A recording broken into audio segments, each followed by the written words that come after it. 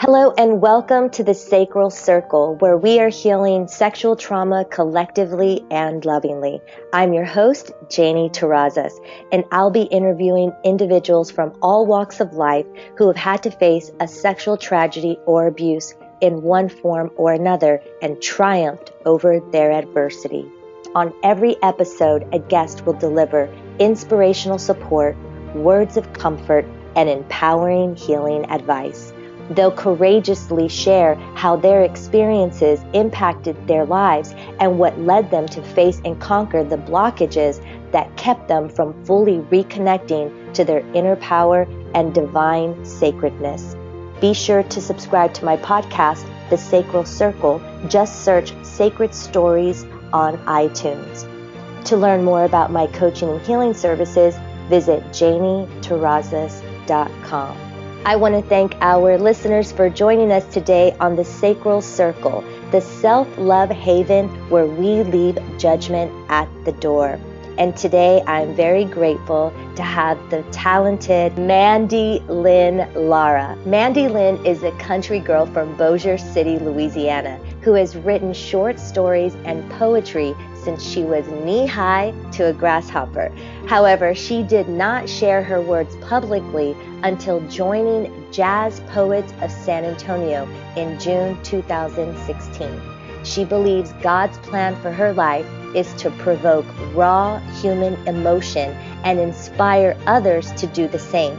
She currently co-facilitates Raise the Whisper, a poetry and arts group focused on healing the effects of family rape. She is a member of the 2018 Budo Slam Poetry team representing San Antonio in Nationals this August. Be sure to connect with her on Facebook. Search at Mandy Lynn Lara. That's MandyLynnLara. Thank you so much for being with us today, Mandy Lynn. How are you? I'm great. Thank you for having me. To begin my story, I'd like to share the moment of impact. Daddy's been doing sexual assault on me. The words projectile vomit from the mouth of an 8-year-old. I stood drenched in the explosion. The air was stolen from my chest. It dripped from my hands, from my heart, from my mouth. Then came rain. Raindrops, rain pour, violent storms. I ran with footsteps of thunder to the bedroom and locked my children 2 by 2 into safety with an emergency telephone and instructions to call for help if they heard me drowning. I turned like white lightning, and the crimson flash of anger in my eyes met his. I sat him down on the edge of the bed that night and told him that I knew. He tried to deny it, to hide from the rod of judgment under a metal canopy. Crash! Lightning struck and in an instant destroyed our desecrated home.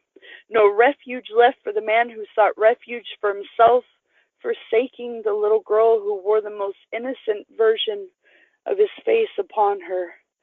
Boom! Thunder struck and he began to pour tears, pacing, heart racing, scrambling for a life jacket in a flash flood. I told him to get his stuff and leave.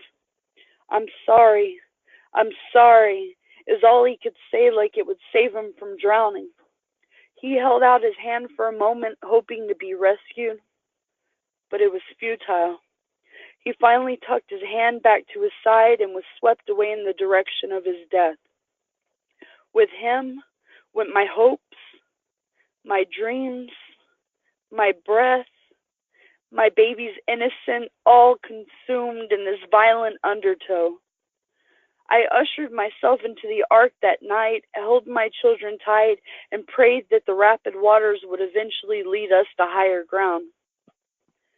We now stand on dry ground. And as the waters recede and the rebuilding begins, I'm using God's light like a promise, and the wind through these hills is affirmation that there is life after a storm. Thank you. It's so powerful. You're so descriptive. I mean, that's one of the beautiful things about poets is that you use words like paint, on a paintbrush. and you're really able to create the visual. And I honor you greatly for being so open and so vulnerable, because these days, we recognize, those of us that are here to help heal others, we must heal ourselves first, right? But we realize how much courage it takes to feel as deeply as we feel.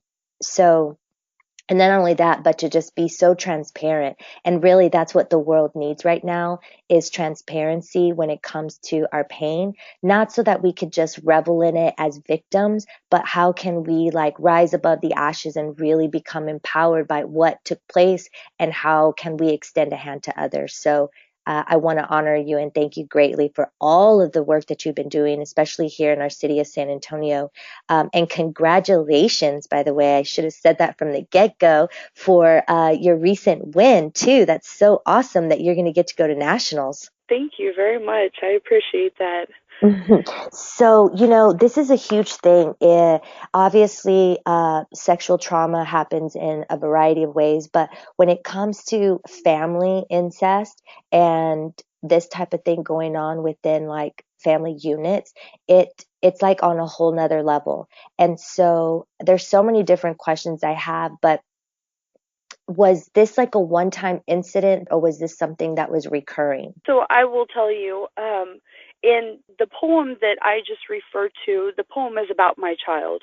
I currently have a almost ex-husband who is in prison for molesting my child. So it was continuous sexual abuse of a child. I come from a long line of people who were molested by family members.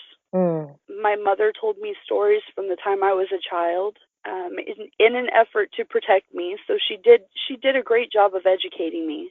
And I will also just let you know that family rape and sexual trauma is not just what we would consider immediate family members, mother, father, aunts, and uncles, but there's also other roles that fall under that definition. Clergymen, next door neighbors. We're talking about people that you have a connection with that you most likely will have to continue to see. That's true. Yes. Yeah, and that's something that really I would never ever go out of my way to say that any experience is less or more than any other, but the uniqueness of this is that you're dealing with people in your life that you may have to continue to see over your lifetime following the abuse. So my mother, as I said, she did a very good job of educating me because she did not want me to have to experience the things that she did. And it happened to me when I was 11. It was a very close friend of the family. But because of the fact that my mother educated me and always went out of her way to remind me that it's not a child's fault, I told after one time. That's great. Yeah, and my parents separated me from the situation. When I grew up, because I had watched my mom and the experiences that she had with men, I fell into some of the same men traps that she did. And unfortunately, in 2004, I met what I thought was the man of my dreams, and he turned out to be a very controlling person. I wrote about him a lot. Unfortunately, he did not like my poetry, did not want me to share it with him or the world. And I finally got the opportunity to go to college in 2013 when I was 33 years old. So it was a long struggle for me, and I spent a lot of time away from the house. And probably about 6 months before I got my college degree, I found out that my stay-at-home husband was molesting my child. And it had been going on for about a little over a year. I mean, when you first get information like that, when you first find out that type of deviance has been going on, right? Under your roof, what are some of the emotions that you felt at first? Shock, betrayal, embarrassment, shame, feeling like a horrible mother. Mm-hmm. Really, I think that was the base of all of it. Why didn't I see this coming? Why didn't I see the signs? What could I have done different? Maybe if I hadn't have been so selfish and wanting to, do things for myself, even getting a college degree, which you would generally see as a non-selfish act, right? Because it Yes. benefits your family. Just the act of, after 15 years in my career field, going to get my education formalized and then finding out that this is when someone who's a predator took the opportunity. Yeah. Oh man, I'm so sorry that you've had to go through that. I just recently met a woman who found out also about 6 months ago that her 4-year-old daughter was being molested by her stepfather. And so basically the little girl's grandpa. And so, so many, and this is a mom, again, just like you, where you feel like you're being diligent, you're connected with your children, you're trying to keep an open line of communication. And that was my next question. Were you real open as your mother was with you about, hey, if anything happens to you, if this ever happens to you, or had you not had that conversation yet with her? I had not had that conversation with her. I will tell you, it is because I've replayed so much of this scenario over and over in my head over the years. Is a lot of people who have had experiences with sexual trauma do, and just going back and trying to figure out what you could have done differently. I never had that conversation with her because I thought she was safe with her father. I was safe with my father. My father is somebody I trusted with everything I had. And because of that, I thought my children were safe with their father. So I did. I fell short in having those conversations with them. Mm-hmm. Because the very unique thing really about family rape is that you have no reason to not trust anybody until you have a reason not to trust anybody. Right. That's If a that good makes point. sense. Yeah, that's a good point. Yes.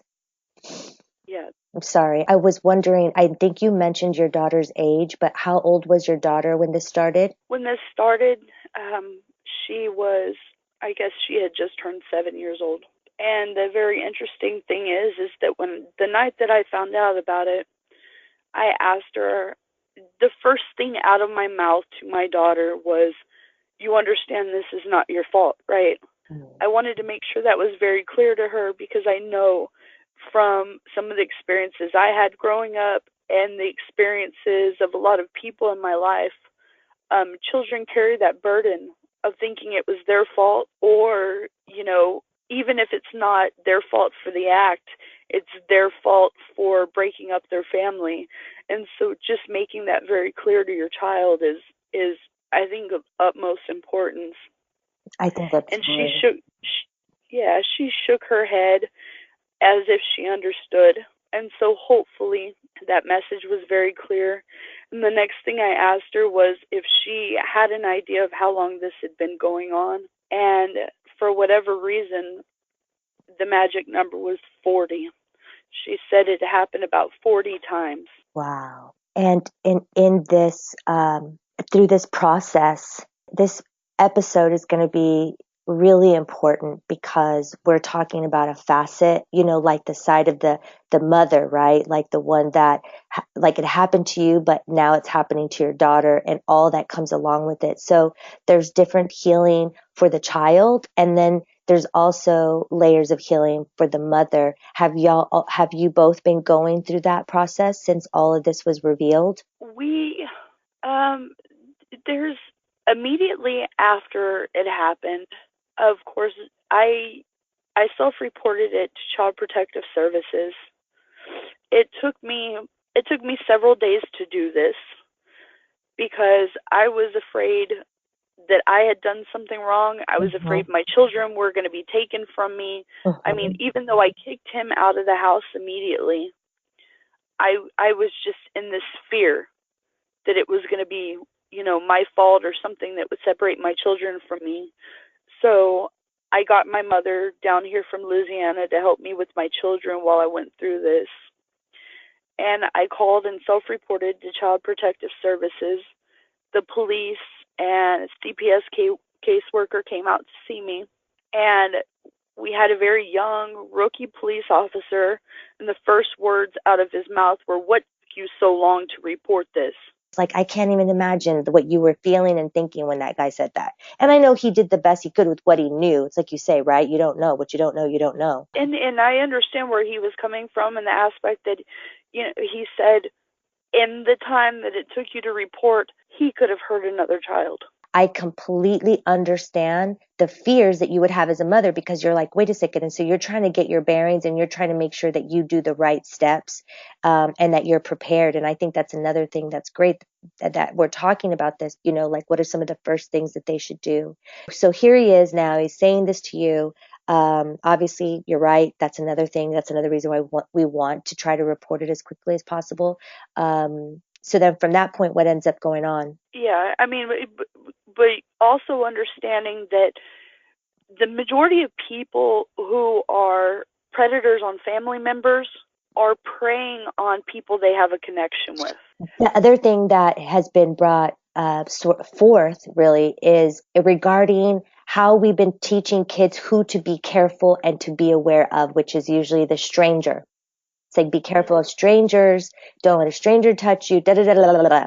But now there's these books out. And so you can find all kinds of really cool books when it comes to this subject matter. There's these books now that are out there that talk about the people that are in your life, like the first list of individuals that you mentioned at the beginning of the show, which are like anybody like clergymen, neighbors, family friends, that have been a part of it, that you almost call them an uncle because you've known them since you were a little girl. And it's not just men that are perpetrators. Like, I've recently met quite a few men who were sexually abused by women.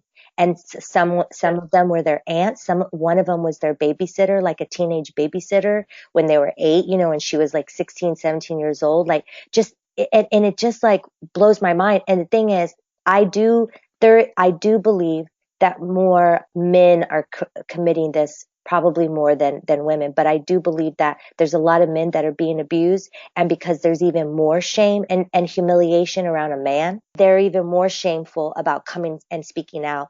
So anyway, I kind of went on a little bit of a tangent there, but bringing it back to, we have to tell kids that this could be going on with anyone, and especially people that they know, because like you said, it makes it easier for them to groom them when they're seeing them pretty consistently. Yeah, and so the next thing I really want to talk about is the signs of child abuse. Okay. Because this it's a little bit different than rape outside of a family setting, because we're socializing a community conversation about Me Too and raising rape awareness about rape culture. We're having social conversations about consent, but the very unique thing about family rape is there's no such thing as consent when it comes to a child. And the only way to really educate people is to talk about the signs of child abuse. So there were many, many signs there that I did not see. Now looking back, I would know. Okay, so the first thing that happened in this series of events was my daughter started dressing in several layers of clothes. We're talking about 7 and 8-year-olds. She's shrouding herself, right, wrapping scarves around her face. She showered in my room every morning, and she used to have no problem with anybody walking through the door while she was in the shower because she was a little kid. Yeah. And then all of a sudden, it's every time my husband walked by the bathroom door, she's running and hiding in the closet. Things like that I'm just thinking she's growing up. She's being more modest because she's connecting to her body. I'm not thinking that. Yeah, that she's like, oh God, I don't want him to see me, because if he sees me, then he might want me, and I don't want to do anything. These nonverbals, man, they speak volume. Yeah. Oh. So that was number one. Number two was, I'm coming home, my door is bolt locked shut. And I'm banging on my door to get in my own house. And I would tell my husband repeatedly, because I just had a weird feeling. I never thinking it was what it turned out to be, but just feeling like I should not walk in my door at the end of the night and have to wait for somebody to come unbolt the door for me to get in my own house. So I'm banging on the door telling my husband, I need the door unlocked when I get home, and him and all the kids are running to the door together to unbolt it for me. So there was that. I went through my daughter's backpack, and this was just a couple of months before I found out. I'm going through my daughter's backpack, her third grade backpack, helping her clean it out, and I find a notebook full of stick figures with private parts. Their stick figures are holding hands, and there's not a lot of detail. There's, hair in the right places, things like that. But I talked to my daughter about it, and I was not upset with her. I was not angry with her because, one thing that we need to be very careful about children is how we introduce sex to them, because we have this history, and I grew up with a lot of people around me talking like sex was this dirty, perverse thing. Exactly. And it's not. I know. Oh, gosh, that's one of the main reasons that I wanted to even do this show. I'm here to help people heal the shame and humiliation and blame and all of the other yuckiness that comes along with sex trauma, because, I've been down that road. And the main reason why I want to heal it is because I'm also here to help heal the sex wound. There's so many different wounds to the feminine sexuality and sensuality. We're going to create new paradigms around all of this stuff. Absolutely. I myself, I was blessed with 4 daughters.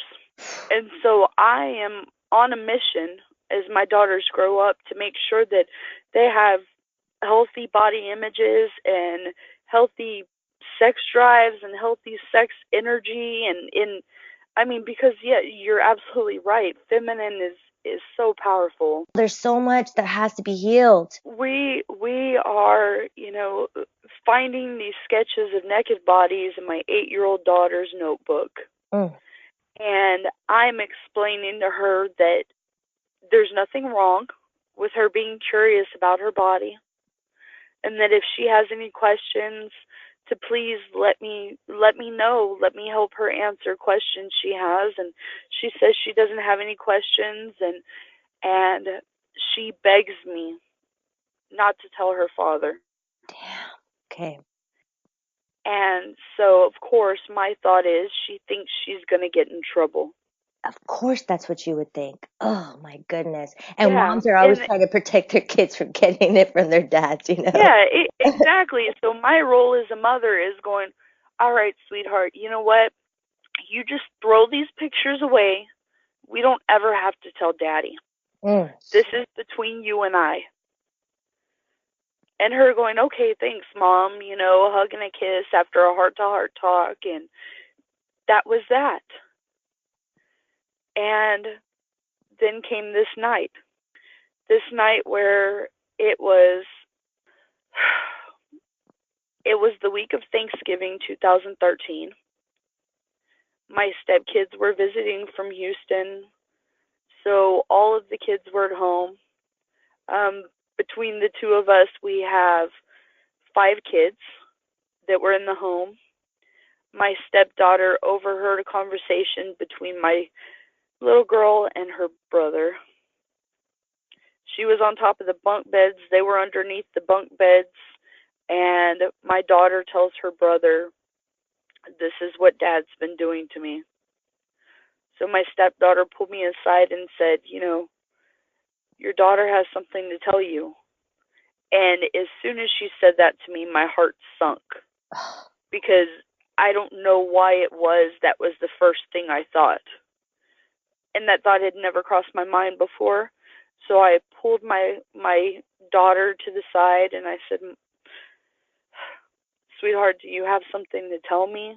Your sister said you had something to tell me. And she just very matter of fact said, Daddy's been doing sexual assault on me. And that changed everything. I mean, just as I said in my opening poem, I put my kids all in a room together. I gave them a phone and said, if you hear screaming, you hear yelling, you hear anything that sounds out of the ordinary, please call the police. Otherwise, do not come out of the room until I come get you. And so that was it. And how old were your kids at this time, if you don't mind going through their ages? How old are they? Yeah. Okay, she was 8. My oldest daughter was 16. She had just left the house to go stay the night at a friend's. I had a 14-year-old in the house, a 10-year-old, an 8-year-old, and a 4-year-old. Okay. And you said most of these children were daughters, because you have 4 children, right? That are yours. Yes, and I have one stepson. Okay, and so it was only this daughter that was dealing with it, none of the other ones that you knew of. Okay. Yes, because this is another very important point to bring up, was the fact that my 8-year-old daughter was the only one who was a victim of this abuse. There was a 16-year-old living in the house. She's my daughter, his stepdaughter. And so the first thing that people said was, are you sure it wasn't your oldest daughter? Mm-hmm. Why? Because she has a woman's body and because she's not physically his? Mm-hmm. You know? Mm-hmm. And then it was like, wait a minute. Was this his own daughter? Like, that would lessen the blow. And so I get that a lot when I tell my story, because I tell my story very publicly, and really it's to empower other people to tell their story. Yes. So when I have conversations with people about this, that is usually the first question people have. Was this his own daughter? And when you say yes, it was his own flesh and blood, people go, oh my God. Like, that makes a difference. It's a child. Oh my gosh. And that's such a great point to bring up. It's just so interesting to me that people don't see it from what you're saying, which is like the bigger perspective. Yeah, exactly. And so another good point is that people also ask me for details. Okay. So my daughter said it happened about 40 times. He never vaginally penetrated her. So the majority of it was her performing sex acts. Mm-hmm. And so people will ask me, and these are not details I share unless I'm in a deep conversation with somebody and I feel like it's something that will help them. Exactly, and I totally agree. So, yeah, because I don't want to just go around telling my child's story without her consent, and unless this is something that's really going to help somebody. And so when we have this conversation, the several people that I've told exactly what happened have come back and go, well, thank God he didn't penetrate her. Thank God. And you're going, how do you find the thank God in this situation? The fact is that the definition of rape is penetration of any orifice, any part of your body. Exactly. So forcing a child to perform a sex act, to put a sexual organ in their mouth, is rape. Absolutely. And molestation is not less or more than rape. Molestation is violation of a child, and it does something to a child's psyche, to their sex drive, to their body image. I mean, yes, the list goes on and on. And I have to give a lot of kudos to your daughter too, for being so brave and finally coming forth, and then allowing you to share your story, because her story is your story, you know, so that's really beautiful that she's been open to that, because it's helping a lot of people. It's helping a lot of people. Especially because of Raise the Whisper, and because I do, you know, I was at a rape crisis center event here in San Antonio last week, and I go out and I share this story, and it is hers too. So we've had ongoing conversation about me telling this story and who it helps, and my understanding that it may hurt her, and she has given me permission to tell this story so far, but she just turned 13 years old. And I have told her that I understand that your emotions change as you grow, and that if in the future there's ever a point where she starts to feel uncomfortable with it, she has a right to change her mind. I love that. I love that. I love you. You're such a good mama. You're smart. So I went, when this happened, we ended up at a place called Child Safe, which does the forensic interview of my child. And after she was given the forensic interview, this 8-year-old child, the officer who was investigating comes into the room and starts giving me details. Details I never asked my daughter, because I don't want her to have to look me in the eye and tell me all the details. I don't. Mm-hmm. That shouldn't be her position, and I should not query her for it, because it doesn't matter what happened. The fact is that it happened. You know, and she's already had to tell this story once, and if she doesn't come to me and want to tell this story, I have no right to violate her by asking her for details. You know, because she's given me general statements about what happened. So the officer comes in with all of these wicked details. I find out that mine and my husband's collection of pornography that we have at the top of our closet, he's been watching with her.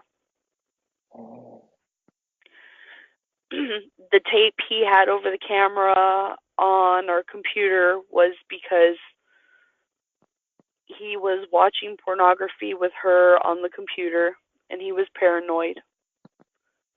So there's all these things like that. She's reverting back to baby talk. And me being mama that I am, and being an articulate person, and knowing that she's an articulate person, I'm chasing this kid around going, quit talking baby talk. Why do you keep talking baby talk? Mm-hmm. Stop it. Talk right. Mm-hmm. Not knowing that this is at the very top of the list of symptoms of sexual abuse. Mm-hmm. Reverting to baby talk. Wow. Yeah. So imagine the guilt that comes with that. You know, when you get to a crisis center, and the first thing they hand you is a list of symptoms that you missed. Heavy duty. Yeah. Oh my gosh. Yeah, exactly. And so the officer comes in and says, I know your child's telling the truth. I'm like, why wouldn't she be telling the truth? Well, you would be surprised how many parents coax children to lie so they can get back at other parents. But we asked her these questions, and we asked them in several different ways to gauge if she was lying, and she was very matter of fact. She was very easy to interview. She's a very articulate child, and she gave us all these details. And, you know, we went to the crisis center after the forensic interview, and I got kudos. And this was the most uncomfortable thing for me, was when people go, good job, Mom. Good job for reporting. That's so good that you believed your child. And me looking flabbergasted, like, why wouldn't I believe my child? Well, you'd be surprised how many parents walk through this door and don't believe their children. And I never saw that as an option. But as I've shared my story with other people, I have found out how common it is for parents to see their children as competition, for parents to sweep it under the rug and stay with the predator, or for people to even break ties with the predator and never report them and give them the opportunity to do it to somebody else. Yep. And as I've been doing this show, this kind of stuff comes up where a parent knew what was going on, but didn't stand up for their children. When there's any disbelief, it causes so much grief in that child. It's like, you imagine already feeling alone, and then you finally say something to the one person you think has your back, the one person that you don't want to disappoint, which is why you don't even want to say anything to begin with. And then you tell them, and they're like, yeah, right. And then worse, that they'll scold you. I don't ever want you to say it here. I don't want to ever hear you say that again. You know what I mean? What are you thinking? Don't say those kinds of lies. And it's like, whoa, in that very moment, you just built a house of mirrors for your kid that they're going to have to work their way out of. You just warped their entire reality, because then they start like, oh, I must deserve this, or, oh, I guess this is just how life is. Oh, and then you feel so tiny. You think you already feel alone. You feel way alone. Oh my God. Yeah. And so it was, people patting me on the back and me going, why are you, quit it. Don't touch me. Why are you giving me kudos? I didn't go above and beyond by reporting this. I didn't go above and beyond by leaving my husband. I did what any prudent mother should have done in the same situation. There's a little bit of tough love that needs to be delivered to some degree, unfortunately. You know what I mean? And part of it is, number one, addressing false accusations. Where we were earlier, and that happens a lot, where parents will try to burn another parent to one up them or whatever, and they're using their kid as a pawn, and they're part of the bigger problem. And they have to take accountability for that. And this disbelief, it's like, we have to err on the side of, what is that saying? I always mess sayings up, like, err on the side of caution, even if your child maybe is, once in a while, maybe a child does make something up on their very own for whatever reason, but give it its due, like, diligence in truly investigating it with a very open mind before right away it's like, nope. It's just like, okay, well, let's see. Exactly. But my child was not one that, and honestly, I believe fully that the reason that he chose her was because she is a mild-mannered, go with the flow, compassionate child. And maybe he thought that she could keep a secret.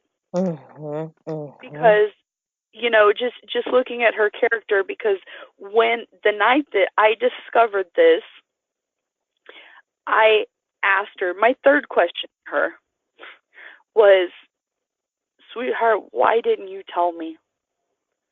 Her response was, I didn't want to hurt your feelings, Mom.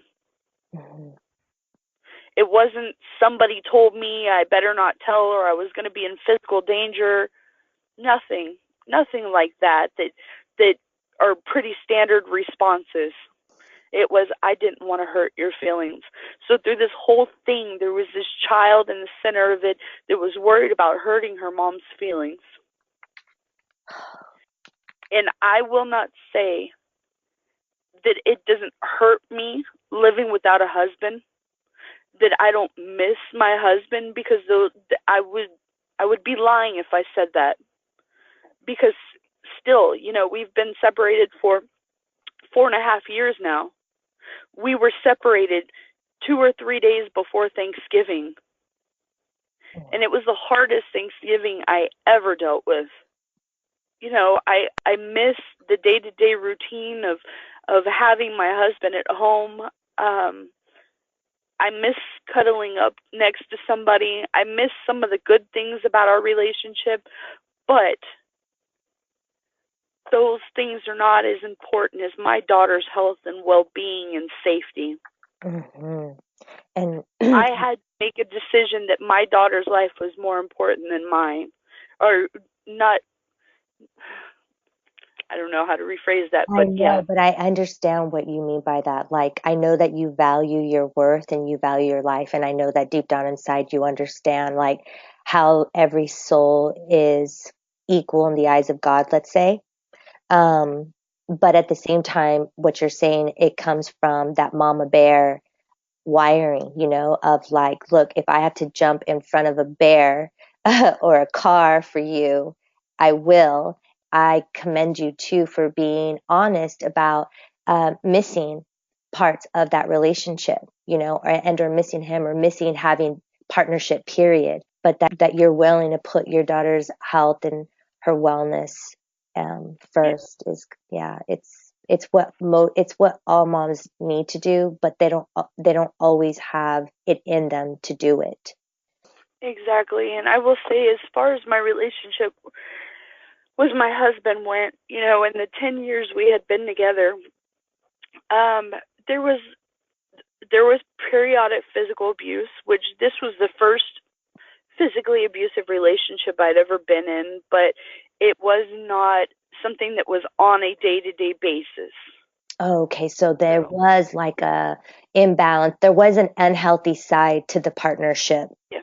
So there was. Yeah. There was, but I'd grown up watching my mom go through these type of relationships, my grandmother going through these types of relationships. So I thought, there was just a balance between good times and bad times. Until, So your point of reference for bad times looked like that. That's why perspective is everything, Oh yeah, it definitely is. And so, I do have one more poem that kind of sums up everything and how we got here. Okay, perfect. Yeah, I'll read this and then we'll talk about the healing journey. Okay. Okay. I knew the stories my mother told me from the time I was 5. I was her only daughter in a house full of boys, and I became her confidant. The stories she told of the backwoods men with their backwoods hands all over her, backwoods sin swept under the rug, her uncles, her stepfather, her older cousins, forced rape by 2 stepbrothers. She told me because she wanted the cycle to end with me, her strong, street-educated daughter who was her only hope of a normal childhood. At 11 years old, it happened to me. Not by family, but by a family friend. One night, one time, is all it took for me to tell thanks to my mother. We thought the family curse was broken. I ignorantly invited the curse home to break bread and to marry me. The man of my dreams. He taught me how to feel beautiful. He taught me how to keep a clean house. He taught me how to give my everything. He took from me everything. Then he kept on taking. I survived his affairs. I survived 2 lonely pregnancies and him nearly missing our child's birth because he was out screwing his girlfriend. I survived a broken foot when he ran me over, but I could not survive this. After 8 years of marriage, I found out about his cardinal sin. The night my daughter told me what her father had been doing, it was the only thing that gave me the strength to leave him. I told her I was sorry. I believe with all my heart she understands this was not her fault what Daddy did. But it tortures me to know that he couldn't have laid his hand on this sweet child of mine if I would have known my worth and left him. I cursed my mother tried with all her might to break. I invited back in. And the only thing that makes me feel more guilty than any of this is that I still send him prison commissary because I take pity on him. So that is it in a nutshell. Wow. And yeah, so I have been writing all my life. That's been an outlet for me. But I got to a place in my life for a long time where I was not really encouraging myself to be creative, joining any forums that would encourage creativity. I would write my husband poetry and letters, and he never wanted to read them. But anytime I wanted to venture outside the house and share poetry, it was like, I'm your husband. You don't need to share your words with anybody but me. Yeah. And so when we split up, it took me a lot of poems and 2 years before I found Jazz Poets of San Antonio. And I looked at their Facebook invite for 6 months before I finally showed up. And I got behind the microphone that night, and it was the most empowering, encouraging thing. And it has so much healing power, not only being behind the microphone and sharing your story and feeling like somebody's listening to you, but also just this community of creative people that really built this wall of moral support around me and my children and just have cradled us. That's a beautiful through this whole healing process. And so being a jazz poet, I started to hear other people's stories on the microphone. And when myself and 2 other poets, San Juana Guillermo and Joyous Winrider, were our co-facilitators for Raise the Whisper, when we met each other and heard each other's stories on the microphone, we went, wait a minute, we have something in common. And we started sharing more detail with each other. And we decided that for 2016, our goal was going to be to create a poetry and arts group so that we could tell our stories and encourage other people to write about their stories. And not necessarily writing about the act of the trauma, unless it's something you're inspired to do, but really to deal with all of the components of sexual trauma, body image, finding people you trust, rebuilding relationships with the opposite sex or the same sex, if that's part of your story.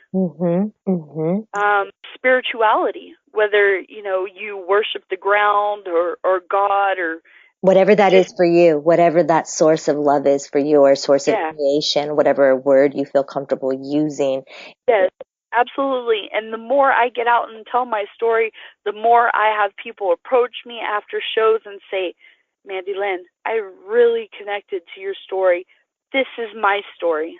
And so now I spend a lot of time hearing other people's story on the back porch, on the side of the stage, in the bathroom, in the parking lot. It's like you're giving people permission to share their story. And I think all of us are starting to recognize there's healing power behind telling your story.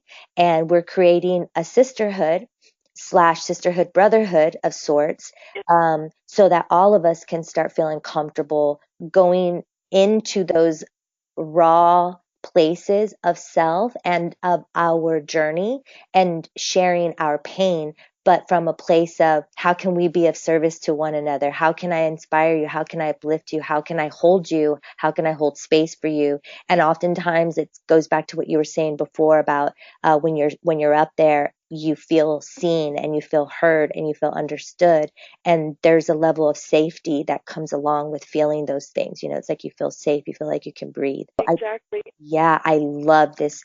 I have got to get more connected with Raise the Whisper here in San Antonio. Your story just is so interesting because you really do have the varying facets to your story where it happened to you, but it happened to your daughter, and all those things that you touched about what y'all address in your writing creative groups that you're doing, classes, poetry events. It's like you said, if it's in the details that you need to share, then so be it. But really, y'all are there to address the aftermath, all the aftermath effects and all the components to that. And this is truly the only way we'll be able to go from survivor to thriver is if we heal our trauma from a 360-degree perspective. Absolutely. Right? Like an entire holistic thing. And the arts, man, I can't say enough about the arts when it comes to us healing. Oh, yeah. And we have a whole box full of art supplies. So poetry is not the only thing we do. We paint. We share that kind of art too. We can do music. We have a microphone with us, so and we're in a really awesome room that amplifies everything, and you can just feel the power of words. So so I just want to make a quick point, and that is that when we talk about sexual trauma or when we think about sexual trauma, we usually have a woman's story pop into our heads. We do have men that are regularly a part of our Raise the Whisper group, and I cannot tell you how many men I have had approach me with their stories and tell me, I've never told anybody this story. Mm-hmm. I didn't realize how it impacted me. Yep. Because, men are taught that this is a very different experience. It's something to give a kid a pat on the back for. Right. That's what we were talking about earlier. It's like Yes. It doesn't have the same stigma. It's the opposite. It's like, oh, you're so manly, and it's like, again, it's just another wound that's been put onto the masculine when it comes to their sexuality. And I don't think it's an accident. I think this is a place where you and I can bridge forces, because I'm meeting a lot of men who are feeling comfortable sharing their story. And it's through our mindfulness coaching, they're starting to realize how it is actually impacting them in how they view themselves, or how they view women and or their sexuality and or relationships. So I feel like people need to come forth when it comes to this, even when it comes to sexual harassment or anything around somebody is imposing their power onto you and making you feel uncomfortable. Men need to be able to share this as well, Yeah, exactly. And so when we started Raise the Whisper, there was a gentleman that wanted to join our group, but he backed out. And when we talked to him about it, he said, this is a place people come to heal, and I don't want to make women feel uncomfortable because there's a man in the room. Yeah. And some people are not comfortable with that and others are. It just really depends. But that's why I think it's important for us to create one for men where it's just men. And then maybe we can work our way into having some type of a co-ed. I mean, I like the idea of men being there as long as the women there are comfortable with it. Well, so that's exactly what I was leading on to, was that, we told this man, this group is for people who are healing the effects of family rape and sexual trauma and their support system. You have a right to be here just as much as any woman who has had this experience. And we encourage this person to come, and we have not had a problem in the over a year that we've been doing this now. And not only that, is that we have learned some things about sexual trauma if we wouldn't have had men in our group. Thank you. It opens our minds up, because then they have a different perspective, a different voice, a different story that opens our minds up. And it's so good that for the first time, I had a male on the podcast. His name is Tom Tompkins. And it was in that moment that I realized, you know what, like I need to start incorporating men into this show. Yeah, exactly. Because especially women who have been through sexual trauma or been violated by men, have this tendency to think that men are predators, and there are predatory men out there, but men are also preyed upon. Mm-hmm. They are. That's so true. Yes, they are. They are. So we're all inclusive, and it has worked out better than we thought it would, honestly. I love it. I really appreciate all that you're doing. And you are officially part of the Sacral Circle Sisterhood. So thank you so much for being on the show with us today. Again, please remind people on how they can connect with you, and or if they're interested in getting more information. If anyone's local here in San Antonio, you can let them know about that, and or any of your poetry competitions that you have coming up. Yes. Okay. So I will say, Raise the Whisper, our poetry and arts group, is dedicated to lifting up the unmerited burden of sexual trauma together. So we're lightening the load. And Raise the Whisper just means that we stop whispering about things that are going on in our culture, in our city, in our families, and we raise our voices in hopes that other people will follow us, because there are so many people whose stories are not heard because they can't speak up. And you know how it is. It's follow the leader. One person speaks up, it empowers the next person to speak up, and before you know it, people understand the signs of family rape and are able to do something about it. Absolutely. Raise the Whisper meets in San Antonio the fourth Saturday of every month. We usually meet at 2 o'clock at the Movement Gallery, which is on East Commerce, downtown San Antonio. This month, because it is National Poetry Month and it is also Fiesta in San Antonio, which is one long party, we will meet at the Movement Gallery on April 28th at 1 o'clock p.m. So we will have an open mic that is open to the public and a mini writing workshop. So you do not have to be a victim of sexual trauma, but if you're interested in being part of it or learning what the signs and symptoms are of family rape, you can help change culture too. So come out and join us. You are welcome to either hashtag Raise the Whisper. You can look us up that way and you will find our events. Or you can contact me personally on my Facebook page. It's Mandy, M-A-N-D-Y, Lynn, L-Y-N-N, Lara, L-A-R-A. And you inbox me and I will give you all the information you need and probably more. That's awesome. Mandy Lynn, thank you for all that you are doing. I really appreciate your passion and your openness. So thank you. Awesome. Thank you very much, Janie, for putting this together and for being part of our allegiance. Oh, I love that word, allegiance. Yes.